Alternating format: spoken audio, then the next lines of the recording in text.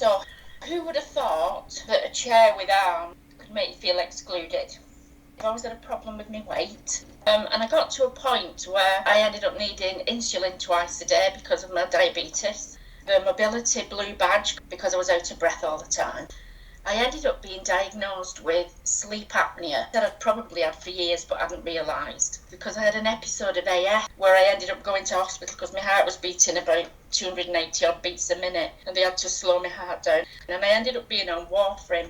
And I had to go to a clinic every week so they get the warfarin levels right. And I think that was the first time that my weight really, really bothered me more than anything, because all the chairs in the clinic had arms. And I couldn't fit in those chairs. And I had to stand in the corridor, and the corridors were very narrow. And the nurses would be backwards and forwards at the clinic. And every time they passed me, they'd say, "Sit down, there's an empty chair there." And I didn't want to say to them, "I'm sorry, I can't fit in it." So I'd make all sorts of excuses like, "Oh, I'm all right, I'm waiting," or "I can't get up with me." And that has always stuck in my mind. Wherever I've been, I always make sure that there's a chair without arms for anybody that might ever be in that situation. I think every single fad diet that's gone on the market, I've done it, been there. And I decided I needed to really do something about it. I need specialist weight management. And the consultant said to me, "Listen, Kathy, I can only refer about 200 people a year for weight surgery.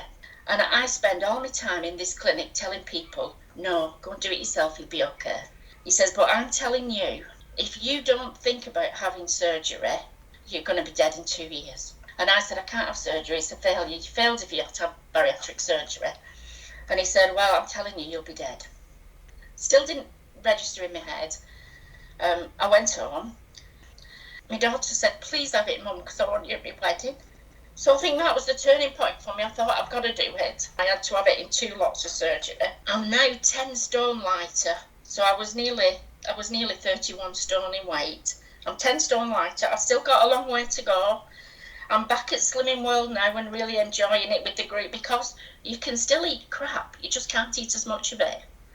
But I guess one of the things I always think about, again, is about other people and that chair thing, about making sure that you're inclusive with people, because people have got disabilities that you don't necessarily think are disabilities that would exclude them from things that you're doing.